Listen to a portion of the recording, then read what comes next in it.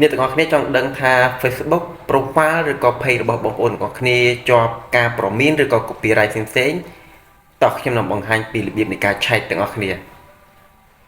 បៀបនៃការឆែកបាទបងប្អូនទាំងអស់គ្នាចូលមកកាន់ account Facebook ឬក៏ទំព័រ page របស់បងប្អូនមកហើយបន្តមកទៀតបាទបងប្អូនទាំងអស់គ្នាចុចកន្លែងសញ្ញាត្រី3ខាងលើខ្ញុំបង្ហាញនៅលើប្រតិបត្តិការបាទទូរស័ព្ទដៃ Android ណាអញ្ចឹងបងប្អូន scroll ឡើងទៅលើទៅហើយបងប្អូនចុចយកពាក្យកន្លែង help and support នេះហើយវានឹង show ពាក្យមួយទៀតបាទ support inbox កន្លែងនេះបងប្អូនចុចចូលទៅ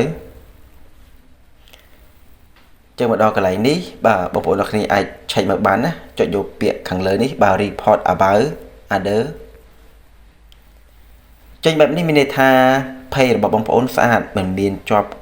បាទ copyright ឬក៏ការពមៀនអីផ្សេងៗទេគេហៅថា violation ហ្នឹងណាបាទមានន័យថាស្អាតចឹងបេកត្រឡប់ទៅក្រោយបងប្អូនចុចឆែកអស់មកកន្លែងពាក្យថា your alert ចុចមើលវាអស់ចឹងកន្លែងនេះវាគូសគ្រីសពណ៌បេតុងស្អាតវាដាក់ no violation ចឹងណាបាទមិនមានជាប់បាទបញ្ហាអីផ្សេងៗទេបាទហើយកន្លែងនេះគឺវាមិនមានបញ្ហាទេបើបងប្អូនធ្លាប់ធ្វើការបដូរឈ្មោះ page ចឹងគឺកន្លែងនេះវាត្រូវជាប់ហើយដូរឈ្មោះប៉ុន្មានដងគឺវាបង្ហាញទាំងអស់នៅថ្ងៃការបើឆែតចឹងណាបាទអញ្ចឹងងាយទេបងប្អូនណា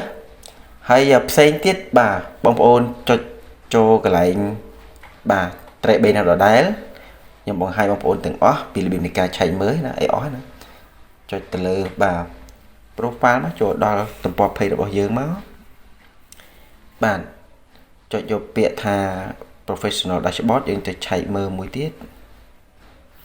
បាទវាមានច្រើនចំណុចដែលយើងត្រូវឆែកចឹងបងប្អូនអូខេហើយបន្តមកទៀតបាទបងប្អូនអ្នកគ្នាចុចកន្លែងនេះមកបាទឈ្មោះ page របស់យើង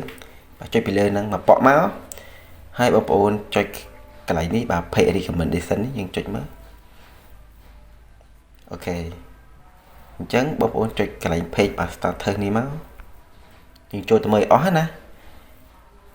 ចេញបែបនេះមានថា page របស់យើងបាទមិនមានជាប់ការពមៀនដែរបងប្អូនណាគូសគ្រីសពណ៌បេតុងអញ្ចឹងវាដាក់ថា page has no issue គឺមិនមានជាប់បាទបញ្ហាផ្សេងៗអញ្ចឹងណាបងប្អូនណាហើយយើងធ្វើការផុសវីដេអូគឺបាទវីដេអូដែលយើងផុសហ្នឹងគឺវា recommend មានថា page វាជំរុញការមើលឃើញអញ្ចឹងបាទបើកការមើលឃើញអញ្ចឹងទៅនឹងរបៀបនៃការបាទមើលបាទទំព័រ page របស់យើង green អញ្ចឹងបងប្អូនណា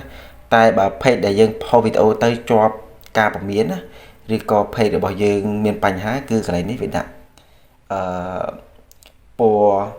ក្រហមឬក៏សញ្ញាឧទានពណ៌លឿងអញ្ចឹងបងប្អូនណាអាហ្នឹងមានថា page របស់យើងគឺវាជាប់បាទបញ្ហាអ្វីមួយហើយអញ្ចឹងណាជាប់ការពមៀនអីផ្សេងៗហើយគឺមានសញ្ញាឧទានពណ៌ក្រហមឬក៏ពណ៌លឿងអញ្ចឹង